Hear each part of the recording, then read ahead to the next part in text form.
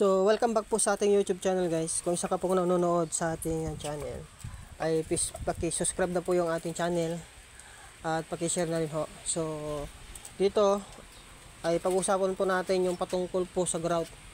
So, ngayon tayo po ay nag-apply ngayon ng grout. So, ito yung update natin sa ating pong pagtetiles.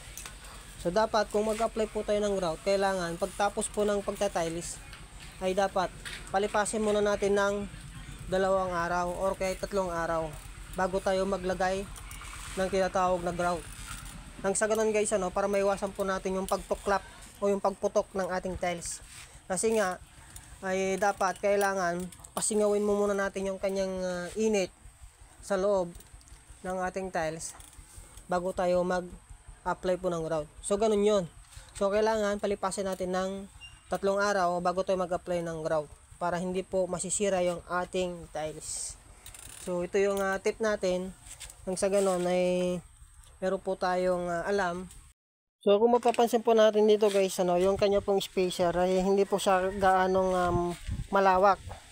Kaya ganito yung ginawa natin para mas matipid po yung ating pag-grout. Bali konti na lang po yung magagamit natin dito.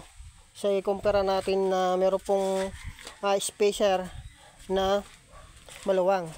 So ito na kasi yung nauuso ngayon, yung ating pong pagtatiles ay mga kailangan talaga yung 0-0, yung tinatawag na walang spacer. Ito yung mga uso natin ngayon sa lahat po ng mga bahay na ginagawa ngayon, ay wala na po silang spacer. Kung meron mga spacer guys ay yung kukunti na lang. So parang ganito guys, ayan ayan, ganyan kadikit yung ating tiles ngayon. Kasi ito po yung nauuso ng pagtatiles ngayon sa ating mga lugar. So dapat ang gagawin talaga natin ay kailangan palipasin natin ng 3 araw o 4 na araw bago po tayo mag-grout. Nang sa ganun guys ay maiwasan po natin yung pagtuklap o yung pagputok ng ating mga tiles.